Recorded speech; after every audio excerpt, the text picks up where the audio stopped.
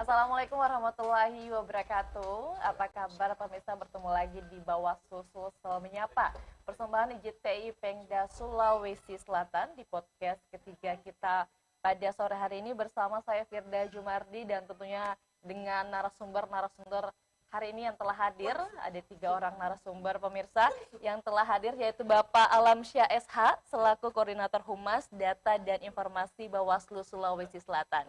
Dan juga ada Kak Sukrianto Kianto, pemantau pemilu Netflix Sulawesi Selatan, dan juga ada Dr. Herman SHM Hum, pengamat hukum dan juga kebijakan publik. Apa kabar Bapak? Apa kabar Kak?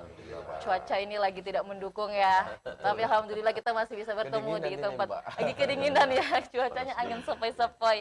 Baiklah pemirsa, tepat hari ini 10 hari pasca pemilihan di mana kita masyarakat menyalurkan hak suara kita untuk memilih bupati, wali kota, gubernur, dan juga wakilnya di Sulawesi Selatan khususnya. Dan beberapa bulan terakhir rasa-rasanya kita masih merasakan bagaimana panasnya masa-masa pemilu ini, dan hari ini sudah masuk dalam 10 hari pasca pemilu.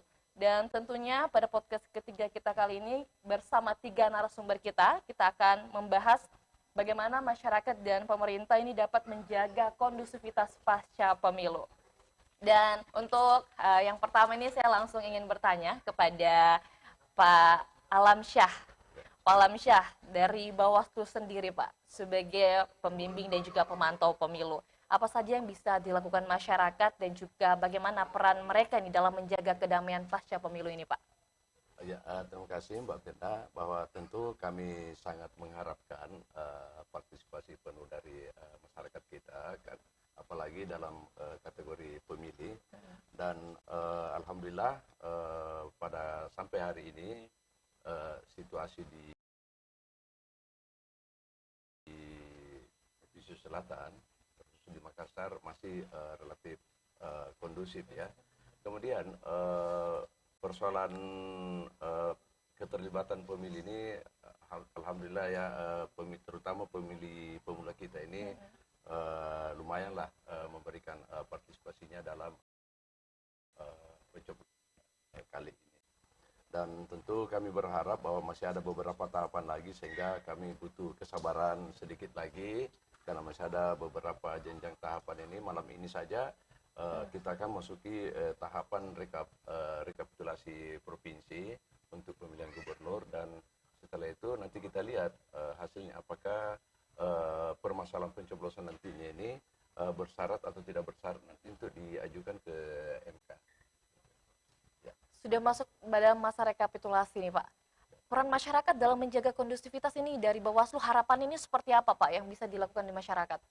Ya, mudah-mudahan kami harapkan sih sebenarnya dua penyelenggara ini dipercaya betul ke masyarakat dalam hal ini Bawaslu dan KPU, karena insya Allah kami akan tetap mengedepankan profesional. Sudah banyak dinamika yang terjadi pada saat dan setelah pencoblosan ini.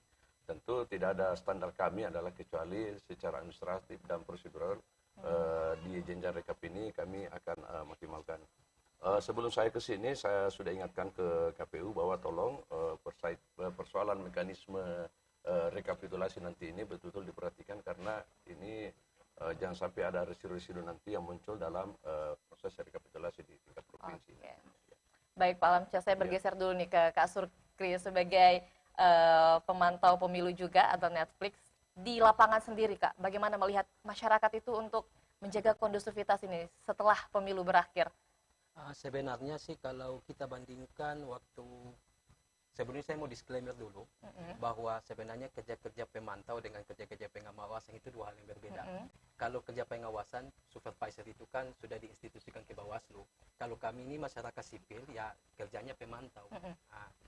Makanya juga pemantau pemilu dengan pengawas pemilu atau penyelenggara pemilu itu melihat pemilu maupun pemilihan pilkada itu tentu punya perspektif yang berbeda. Kalau ditanya dari perspektif pemantau, ya sebagai masyarakat sipil kita lihat sejauh ini ya cukup kondusif. Kalau untuk di lapangan, dan jauh sebelumnya di 2020 pun juga waktu pilkada, kalau kita mau apple to apple atau mau dibandingkan antara pilkada 2020 dengan pilkada 2024, sebenarnya sih sama-sama cukup kondusif. Cuma yang saya secara pribadi dengan beberapa teman-teman pemantau pemilu yang lain itu agak kecewa karena partisipasinya agak menurun. Oh, partisipasinya yang menurun. Ya, itu harus diakui karena misalnya saya memantau 002 di Kecamatan Mandai di Kelurahan Hasanuddin di Maros, Kabupaten Maros. Itu misalnya terjadi 2 kali PSU di situ. Dia cukup rawan apa? Karena pernah pemungutan suara ulang 2 kali terjadi. Nah, syukur tidak terjadi di pemilihan kali ini. Kalau terjadi pasti hat-trick PSU kan. Cuma pada saat memantau itu yang saya akan partisipasi menurun. Bayangkan misalnya dari 525 yang masuk dalam DPT, itu yang memilih itu cuma sekitar 170-an, 173. Maksudnya dalam kacamata kami itu ya partisipasi agak menurun. Apalagi dalam kontestasi elektoral lokal, harusnya kan meriah, tapi kenapa Anda begitu? Oke, baik Kak Sukri. Kalau Kak Sukri mengaku bahwa kondusif saja tapi partisipasi pemilihnya yang kurang. Kita ke Pak Herman. Pak Herman, dalam pandangan hukum nih, bagaimana nih sebenarnya pembagian peran masyarakat untuk menjaga kondusivitas pasca pemilu ini? Ya, dasarnya sebenarnya ya secara konstitusi saya selalu katakan bahwa pemerintah itu punya plik dan wajib hukumnya secara institusi. Itu satu ya. Tapi satu sisi masyarakat itu punya rek dan hak. Nah, 2 hal terminologi yang berbeda secara hukum. Kewajiban pemerintah kalau kita baca di alinea keempat Undang-Undang Dasar, rules and order wajib bagi pemerintah menjaga keamanan dan ketertiban. Itu dasar utamanya. Sehingga kemudian secara konstitusi dibaca di semua pasal di Undang-Undang Dasar, termasuk di Undang-Undang Pemilu, semua plik dan wajib hukumnya. Tidak boleh tidak. Karena menjaga ruh demokrasi ini penting. Melalui pemilu, melalui pilkada, apapun. Itu satu. Yang kedua, stresinya insprak itu, partisipasi itu adalah rechten di dalam konstitusi. Hak konstitusional warga negara, the burgers untuk berpartisipasi. Sehingga kemudian memang 2 hal yang berbeda, sehingga kemudian di pasal 1 ayat 2 kedaulatan ada di tangan mereka. Sesungguhnya Oke, baik Pak Herman, kita tahan sebentar. Di segmen selanjutnya kita bahas lebih lengkap lagi Pak Herman. Pemirsa, kita jeda terlebih dahulu. Nantinya kita akan membahas lagi bagaimana peran masyarakat dalam kondisivitas pemilu. Tetaplah bersama kami. Di era yang terus maju, kita harus terus berkembang. Informasi berperan penting untuk mencerahkan diri. Informasi yang akurat membuat kita menjadi lebih bijak, tanggap, dan siap menghadapi tantangan. Bersama Kompas, jadilah versi diri Anda yang lebih tercerahkan. Mari arungi lautan informasi dengan penunjuk arah yang tepat. Kompas.id, multimedia mencerahkan. Peristiwa demi peristiwa selalu terjadi dan terus berkembang sepanjang hari. Saat Anda membutuhkan informasi dengan perkembangan berita mutakhir, jadikan kami mata dan telinga Anda untuk berbagai aktualita terkini. Sambut kami sebagai referensi. Ikuti semuanya dan terpercaya. Informasi terkini dari segala lini. Pan Berita Utama akan menyajikan sejumlah informasi menarik yang paling mengundang atensi. Kami kompilasi berita pilihan yang sudah kami siapkan untuk Anda dan jadikan referensi utama untuk Anda. Dan Anda tetap bersama kami. Terima kasih. Sampai jumpa. Berita Utama. Ikuti pada jam-jam berikut. Live di Kompas TV. Di era yang terus maju, kita harus terus berkembang. Informasi berperan penting untuk mencerahkan diri. Informasi yang akurat membuat kita menjadi lebih bijak, tanggap, dan siap menghadapi tantangan. Bersama Kompas, jadilah versi diri Anda yang lebih tercerahkan. Mari arungi lautan informasi dengan penunjuk arah yang tepat. Kompas.id, multimedia mencerahkan. Peristiwa demi peristiwa selalu terjadi dan terus berkembang sepanjang hari. Saat Anda membutuhkan informasi dengan perkembangan berita mutakhir, Jadikan kami mata dan telinga Anda untuk berbagai aktualita terkini. Sambut kami sebagai referensi. Ikuti semuanya di Kompas TV, independen, terpercaya. Informasi terkini dari segala lini Pan Berita Utama akan menyajikan sejumlah informasi menarik yang paling mengundang atensi. Kami kompilasi Berita pilihan yang sudah kami siapkan untuk Anda. dan jadikan referensi utama untuk Anda. Dan Anda tetap bersama kami. Terima kasih. Sampai jumpa. Berita utama ikuti pada jam-jam berikut di Kompas TV. Di era yang terus maju, kita harus terus berkembang. Informasi berperan penting untuk mencerahkan diri. Informasi yang akurat membuat kita menjadi lebih bijak, tanggap, dan siap menghadapi tantangan. Bersama Kompas, jadilah versi diri Anda yang lebih tercerahkan. Mari arungi lautan informasi dengan penunjuk arah yang tepat. Kompas.id, multimedia mencerahkan. Peristiwa demi peristiwa selalu terjadi dan terus berkembang sepanjang hari. Saat Anda membutuhkan informasi dengan perkembangan berita mutakhir, Jadikan kami mata dan telinga Anda. Ikuti semuanya di Kompas TV, independen, terpercaya. Informasi terkini dari segala lini Pan Berita Utama akan menyajikan sejumlah informasi menarik yang paling mengundang atensi. Kami kompilasi Berita pilihan yang sudah kami siapkan untuk Anda. dan jadikan referensi utama untuk Anda. Dan Anda tetap bersama kami. Terima kasih. Sampai jumpa. Berita utama ikuti pada jam-jam berikut live di Kompas TV. Di era yang terus maju, kita harus terus berkembang. Informasi berperan penting untuk mencerahkan diri. Informasi yang akurat membuat kita menjadi lebih bijak, tanggap, dan siap menghadapi tantangan. Bersama Kompas, informasi dengan penunjuk arah yang tepat. Kompas.id, multimedia mencerahkan. peristiwa demi peristiwa selalu terjadi dan terus berkembang sepanjang hari. Saat Anda membutuhkan informasi dengan perkembangan berita mutakhir, Jadikan kami mata dan telinga Anda untuk berbagai aktualita terkini. Sambut kami sebagai referensi. Ikuti semuanya Lini Pan Berita Utama akan menyajikan sejumlah informasi menarik yang paling mengundang atensi. Kami kompilasi Berita pilihan yang sudah kami siapkan untuk Anda. dan jadikan referensi utama untuk Anda.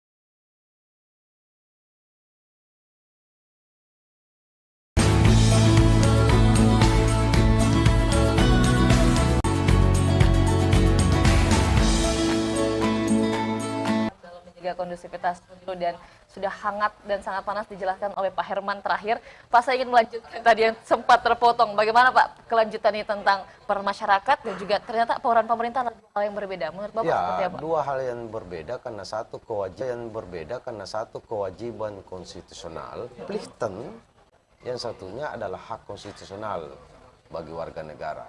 Sehingga kemudian tema partisipasi Insprak ini sesungguhnya menarik ya. Karena bayangan kita jangan sampai bahwa masyarakat itu punya kewajiban. Pasti keliru. Karena di Undang-Undang Dasar jelas di pasal 1 ayat 2 kedaulatan ada di tangan rakyat. Diserahkan. Sebenarnya kalau bagus kondisi ini kan kondisi kepemiluan kita. Tidak perlu Insprak. Tapi kemudian banyak masalah di pemilu kita, banyak masalah di pilkada kita, sehingga kemudian secara teori rakyat katakan, oh tidak boleh saya serahkan sepenuhnya kepada penyelenggara. Sehingga inilah makna insprak di situ. Nah, di pasal 1 ayat 3 apalagi diikat dengan restat negara hukum. Karena kan tujuan keseluruhan ini kan untuk kepentingan rakyat. Mau pemilu, mau pilkada atau apapun namanya, ini untuk tujuan rakyat. Nah, apa di pasal 1 ayat 3 itu tentang human right, Grundrechten, hak asasi manusia. Partisipasi politik itu, apalagi insprak seperti ini adalah hak asasi manusia. Jaminan hidup, jaminan kesejahteraan, kembali ke alinea keempat. Sehingga kemudian teman-teman Bawaslu, ya perlu banyak kritikan ini pas sesungguhnya untuk Bawaslu. Bisa langsung disampaikan Pak di sini. Kerja administratif itu sangat tinggi dengan pilkada secara nasional ini. Sangat tidak maksimal. Kenapa? Sumber daya manusia, sarana prasarana, sehingga memang kelihatannya pilkada ini Bawaslu menjadi bekerja secara administratif. Nah, butuhlah Pak Sukri ini sebagai bagian dari insprak partisipasi untuk mengawasi penyelenggara yang ditunjuk oleh undang-undang oleh negara untuk melaksanakan demokrasi. Oke, siap Herman. Jadi untuk keamanan ini adalah kondusivitas keamanan pasca pemilu ini adalah hak masyarakat, seharusnya itu terjadi, seharusnya itu aman begitu Pak? Yang utama adalah kewajiban pemerintah. Harus dicanangkan untuk masyarakat. Ini perintah undang-undang dasar. Nah, kemudian partisipasi ini maknanya kita juga harus terlibat karena ya indeks persepsi soal kepercayaan masyarakat terhadap penyelenggara negara itu masih sangat rendah.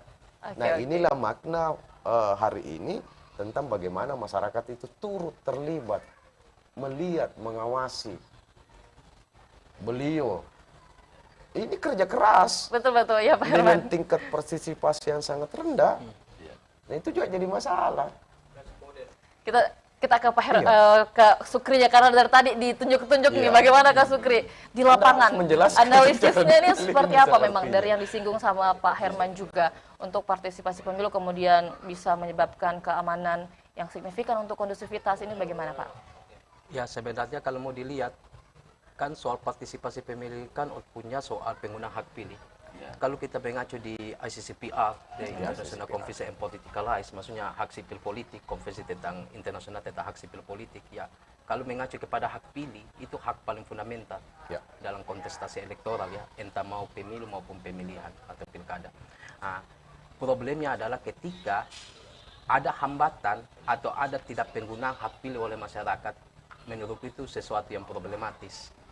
Sesuatu yang problematis, tetapi saya tidak mau framingnya hanya karena kan banyak sekarang opini yang beredar gini, opini yang beredar bahwa kenapa partisipasi memang berarti kinerja penyelenggara itu perlu disoroti. Saya bilang tidak juga. Banyak faktor-faktor X yang perlu dilihat. Salah satunya kan problem di pemilu kita sejak pasca reformasi sampai ini kan cuma dua menurutku. Baik pemilu maupun pemilu. Yang pertama itu soal karena demokrasi kan sangat prosedural. Maka yang tadi bilang sama Pak Herman itu ya otomatis juga kerja-kerjanya prosedural nih penyelenggara, administratif dan sebagainya. Yang kedua, itu soal etika politik. Nah, etika politik kita lihat banyak hal yang kemudian yang menjadi persoalan, misalnya soal kecurangan-kecurangan pemilu misalnya atau pemilihan, ya itu kan dilakukan itu kan banyak oleh yang sudah terkooptasi dengan tim-tim paslon dalam tanda kutip. Ya saya tidak mau mengeneralisir, tetapi dalam tanda kutip ya banyak pihak yang kemudian terlibat sebagai peserta pemilihan juga itu perlu disoroti juga karena ya soal etika politiknya yang perlu dipertanyakan. Misalnya banyak hal termasuk praktek money politik dan lain sebagainya. Iya Kak Herman, Kak Sukri maksud saya ingin mengetahui di tempat selama ini sering bergerilya di lapangan untuk penyulut dari masalah-masalah di masing-masing masyarakat terprovokasi kemudian juga termakan hoax, ini gampang melihat ini seperti apa? Sebenarnya kalau kita bicara soal politik identitas, sebenarnya kan kalau kita mengacu kepada IKP Indeks Kerawanan Pemilihan yang beberapa bulan sebelumnya itu sudah diterbitkan sama Bawaslu Republik Indonesia. Sebenarnya politik sara dan kampanye medsos sama hoax dan disinformasi itu termasuk isu strategis yang perlu dilihat. Misalnya kita lihat bahwa kita sebenarnya di Sulsel itu punya preferensi buruk. Misalnya di Kabupaten Sopeng itu pernah dibakar itu kantor sekretariat KPU-nya. makanya kita punya referensi buruk itu, makanya perlu diwaspadai. Tapi alhamdulillah di pemilihan atau pilkada kali ini tidak terjadi, maksudnya cukup aman. Tapi sebenarnya saya betul yang disampaikan Pak Herman soal keamanan pasca pemilihan itu sebenarnya jangan cuci tangan kepada masyarakat. Harusnya dikembalikan, itu adalah politika, itu tergantung dari politika will atau kemauan politik pemerintah sebenarnya. Kewajiban konstitusional. menarik sekali. Keamanan jangan dibebankan ke masyarakat. Tidak boleh cuci tangan ke masyarakat gitu. Saya ke Pak Alamsyah. Bagaimana Pak? Keamanan jangan dibebankan ke masyarakat. Dari Bawaslu sendiri ini untuk menjaga keamanan masyarakat tidak terprovokasi, tidak termakan hoax ini agar menjaga stabilitas seperti apa Pak? Di kami juga kan ada pengawasan cyber, ada pengawasan cyber, dan di beberapa minggu sebelumnya, alhamdulillah ya, berkat kerjasama dengan teman-teman media, kami juga melakukan sosialisasi bahwa kita masih ingat di masa 14 hari sebelum masa tenang itu, untuk kita sama-sama menghargai, terutama di persoalan kampanye di luar jadwal. Karena kampanye di luar jadwal ini kan bisa terjadi di sebelum 14 hari, itu bisa juga di masa tenang setelah 14 hari itu. Nah, yang saya tambahkan, fenomena menarik yang harus kami hadapi nanti, mulai dari sebentar malam, adalah adanya partisipasi masyarakat dalam bentuk penghitungan cepat. Jadi pemantau ini kan bagian dari partisipasi masyarakat. Kemudian jajak pendapat. Nah, yang satunya lagi, selain akademisi ya, yang satunya lagi ini perhitungan cepat. Nah, ini yang menjadi tantangan buat kami ini, karena victory speech atau victory exchange misalnya ini yang bisa memicu ini, saya tidak usah sebut kabupatennya, sudah ada 2 kabupaten ini yang merasa dengan adanya hasil hitungan cepat itu bisa menimbulkan riak-riak yang terutama yang selisih suaranya tipis. Nah, ini apalagi yang survei pesanan Pak ya, sepertinya. Survei pesanan. Iya, kan banyak itu perseliweran itu. Nah, kewajiban kami sebenarnya insya Allah di sebentar malam itu, di tahapan rekapitulasi itu, kami memastikan bahwa tata cara prosedur dan mekanisme itu betul-betul kita kedepankan, karena aspek administrasi di situ memang apa yang dibahasakan Bang Herman dengan Pak Sukri itu betul. Kami akan mengawal itu di rekapitulasi ini kan ada item-item yang bagian dari partisipasi itu. Katakanlah misalnya pemberian surat suara, kemudian disabilitas. Nah, itu yang kami harus perhatikan tata cara prosedurnya supaya paslon yang terpilih ini legitimate ini. Kemudian yang tidak terpilih ini bisa memahami terkait prosedur yang ada dalam pilkada ini. Oke, siap Pak Alamsyah. Ya pemirsa, selanjutnya lagi kita akan tetap mengulik terkait dengan para masyarakat dalam menjaga keamanan dan kondusivitas pasca pemilu. Tetaplah bersama kami di Bawaslu Sulsel Menyapa, persembahan IJTI Pemda Sulawesi Selatan. Kalau Lini, Pan Berita Utama akan menyajikan sejumlah informasi menarik yang paling mengundang atensi. Kami kompilasi Berita pilihan yang sudah kami siapkan untuk Anda. dan jadikan referensi utama untuk Anda. Dan Anda tetap bersama kami. Terima kasih. Sampai jumpa. Berita utama, ikuti pada jam-jam berikut. Live di Kompas TV. Di era yang terus maju, kita harus terus berkembang. Informasi berperan penting untuk mencerahkan diri. Untuk Anda. Dan Anda tetap bersama kami. Terima kasih. Untuk Anda. Dan Anda tetap bersama kami. Terima kasih. Sampai jumpa. Berita utama, ikuti pada jam-jam berikut. Live di Kompas TV. Di era yang terus maju, kita harus terus berkembang. Informasi berperan penting untuk mencerahkan diri. Informasi yang akurat membuat kita menjadi lebih bijak, tanggap, dan siap menghadapi tantangan.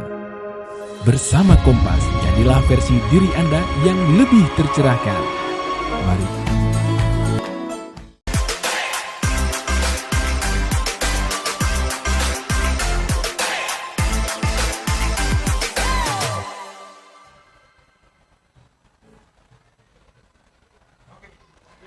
Pemirsa, terima kasih masih bersama kami di Bawaslu Sulsel Menyapa, persembahan IJTI Pemda Sulawesi Selatan. Kita telah memasuki segmen terakhir. Di segmen ini kita akan membahas bagaimana sebenarnya peran masyarakat dan pemerintah dan bagaimana mereka mengkolaborasi atau memang sepertinya seharusnya seperti apa? Langsung saja saya ingin langsung bertanya ke Pak Herman. Pak Herman, bagaimana peran masyarakat, pemerintah, kolaborasinya seperti apa? Tadi sempat disinggung bahwa yang sebenarnya harus memastikan kondusivitas itu pemerintah, Pak. Kewajiban. Kewajibannya pemerintah. Bagaimana Pak Herman? Satu sisi dengan kondisi sekarang memang tidak bisa dibiarkan tidak berpartisipasi masyarakat dalam penyelenggaraan ini. Karena banyak masalah. Mulai dari kepala sampai ekor masalah. Sehingga kemudian kalau secara hukum sih sebenarnya secara konseptual itu yang disebut dengan antinomi. Dua hal yang bertentangan tetapi saling membutuhkan satu sama lain. Pemerintah punya kewajiban, masyarakat punya hak. Sebenarnya kalau baik-baik saja, partisipasi tidak penting. Tidak penting. Kalau semua penyelenggara negara, terutama penyelenggara kepemiluan, pilkada itu bagus. Cuma memang ini ada masalah, banyak masalah seperti yang saya sebutkan tadi. Kerjanya Bawaslu sekarang tinggal administratif. Karena faktanya ke lapangan mereka tidak mampu berapa komisioner, berapa orang-orang yang di Bawaslu.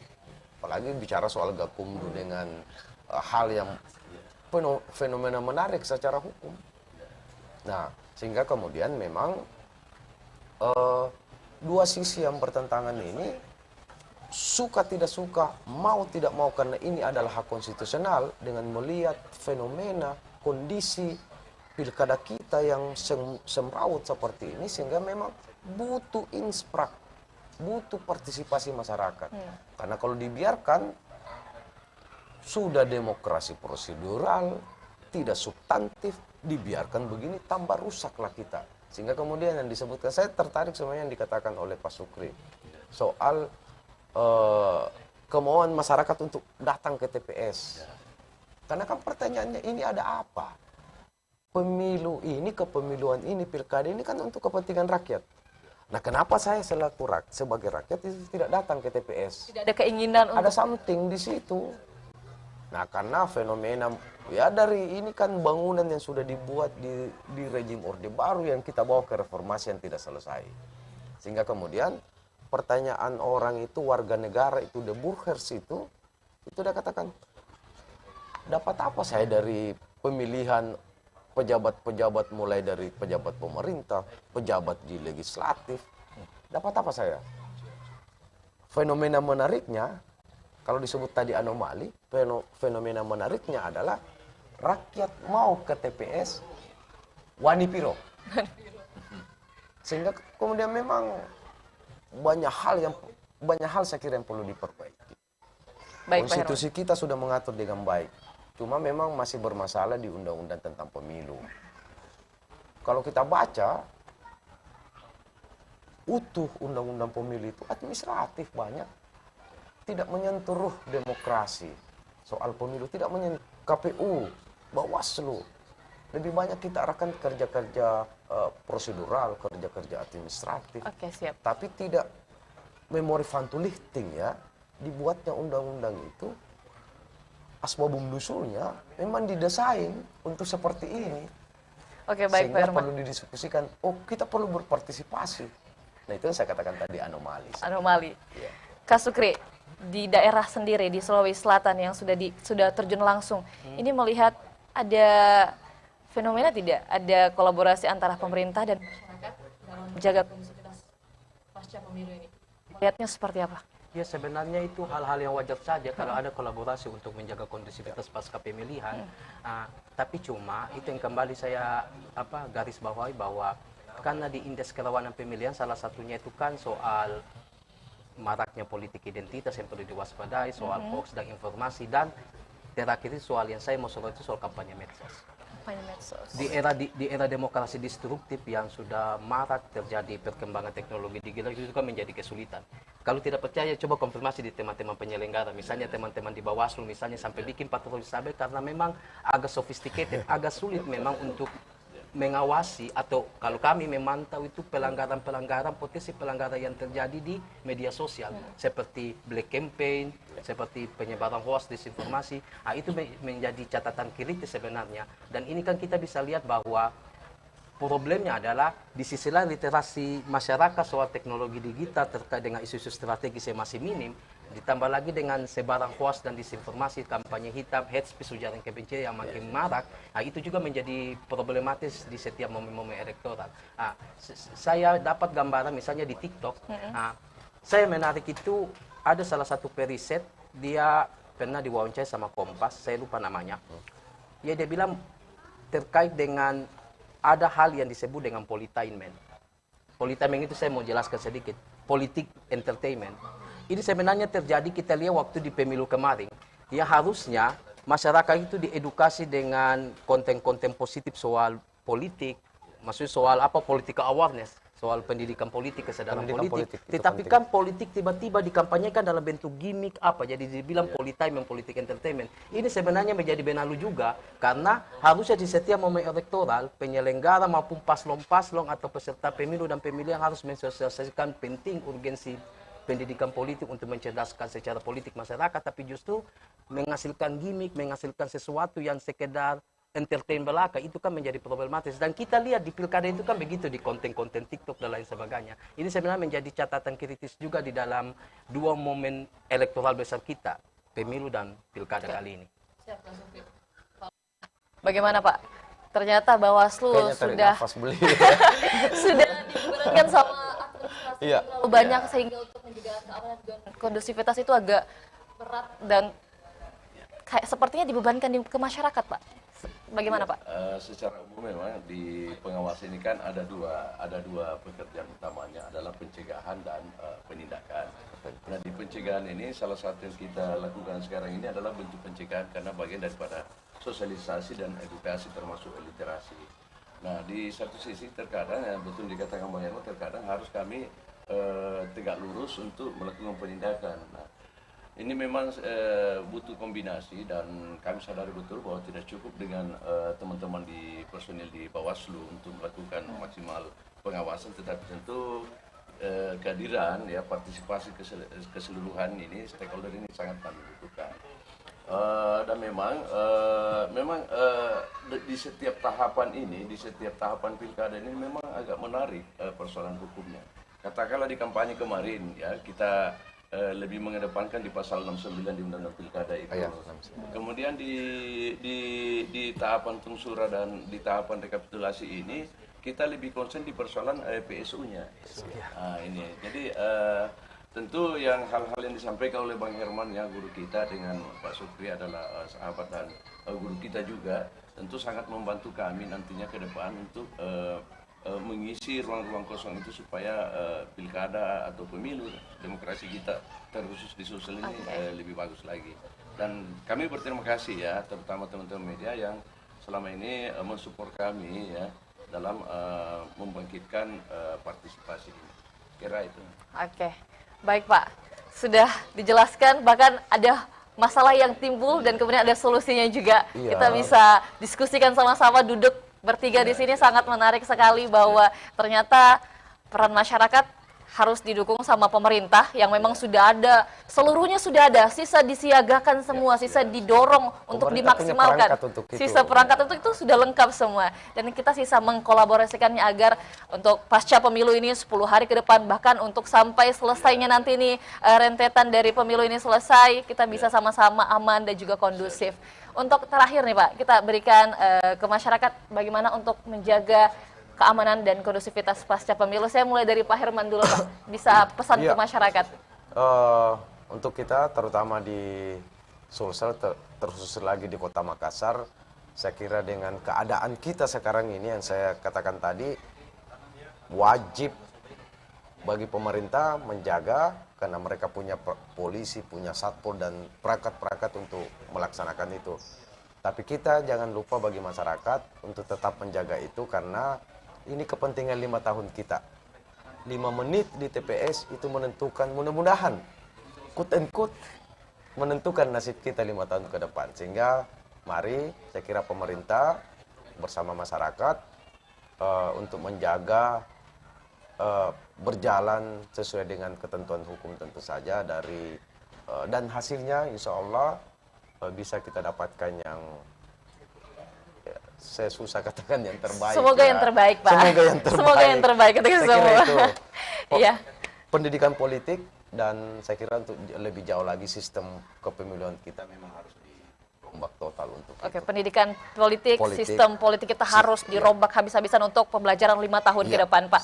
Untuk Kak Sukri sendiri, bagaimana pesan untuk masyarakat, terlebih yang lebih bersentuhan, Pak, dengan masyarakat nih, bagaimana pesannya agar bisa menjaga kondusivitas pasca pemilu ini, Kak Sukri? Sebenarnya soal kondusivitas pasca pemilihan, masyarakat sebenarnya bisa bisa kemudian tetap fokus, tetap siapapun yang terpilih itu tetap harus dikawal kebijakannya juga. Karena ada kekhawatiran gini, ada terminologi yang menurutku agak peyoratif, agak negatif, bahwa siapapun paslon yang terpilih, rakyat yang tetap kalah. Nah, ini sebenarnya ada game yang yang itu sebenarnya bentuk musik ketidakpercayaan. Karena gini,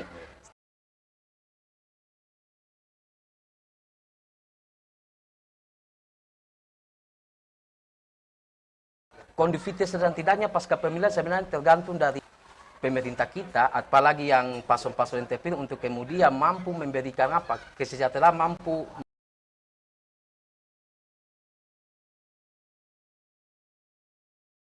memaksimalkan tanggung jawabnya untuk memenuhi hak dasar warganya saja gitu. Jadi sebenarnya pemilu ini kan dia cuma momentuman, tetapi efeknya ini yang berkepanjangan. Jangka panjang. Iya, dia jangka panjang.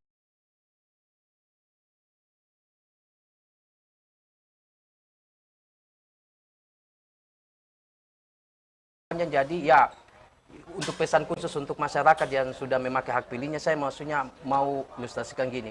Dari ujung rambutnya sampai ujung kaki kita itu kan semua itu diatur dengan mekanisme politik. Mulai dari harga pakaian, mulai dari harga sembako dan lain sebagainya itu ditentukan dengan mekanisme politik. Makanya bahwa pemilihan kali ini menjadi penting gitu, untuk kemudian pasca pemilihan itu tetap menjaga kondusivitas, dan untuk bagi paslon pun itu siap menerima hasil gitu. Supaya itu juga bentuk menjaga kondusivitas sebenarnya. Soalnya itu penyulut juga. Apalagi yang kalah-kalah tipis di APBN, APBD 5 tahun ini. Itu yang dikatakan oleh beliau. APBN, APBD untuk nasional dan daerah, APBD tentu saja. Sudah Kak Sukri, sudah cukup kesan-pesan untuk masyarakat. Kita ke Bawaslu Sulawesi Selatan. Pak, bagaimana Pak untuk pesan ke masyarakat dari Bawaslu Sulawesi Selatan menjaga keamanan setelah menyalurkan hak suaranya pada 10 hari yang lalu pada tanggal 27 November 2024? Ya, terima kasih. Tentu pada kesempatan ini kami atas nama Bawaslu Sulawesi Selatan berterima kasih kepada masyarakat Sulsel karena sangat membantu, sudah datang berpartisipasi di TPS, dan sedikit lagi insya Allah kita memastikan para pemimpin kita di daerah 24 kabupaten kota termasuk di provinsi, dan sedikit lagi pula mari kita kawal bersama hasil rekapitulasi ini. Dan sekira kalau ada persoalan di belakang, sekira jelas sekali salurannya, katakanlah bahwa secara hukum itu jelas dan secara administrasi jelas, dan kita hindari anarki ya. Dan saya percaya betul bahwa masyarakat Sulawesi Selatan ini dari dulu adalah masyarakat percontohan akan kesadaran berdinamika dan sadar hukum. Ya, terima kasih sekali lagi. Oke, terima kasih Pak Alamsyah, terima kasih Kak Sukri, terima kasih Pak Herman sudah hadir di podcast Bawaslu Sulsel Menyapa, persembahan IJTI Pengda Sulsel. Dan hari ini kita benar-benar mendapat diskusi yang sangat matang, melihat bagaimana seharusnya pemerintah menjaga keamanan pasca pemilu ini sendiri. Dan pemirsa, terima kasih sudah menyaksikan Bawaslu Sulsel Menyapa, persembahan IJTI Pengda Sulawesi Selatan, dan pada podcast hari ini merupakan podcast terakhir. Dan terima kasih juga sama narasumber kita. Sampai jumpa di lain waktu. Saya Firda Jumari dan segenap kru yang bertugas pamit undur diri. Wassalamualaikum warahmatullahi wabarakatuh. Waalaikumsalam warahmatullahi wabarakatuh. Kita sok-sok bicara aja Pak ya. Assalamualaikum.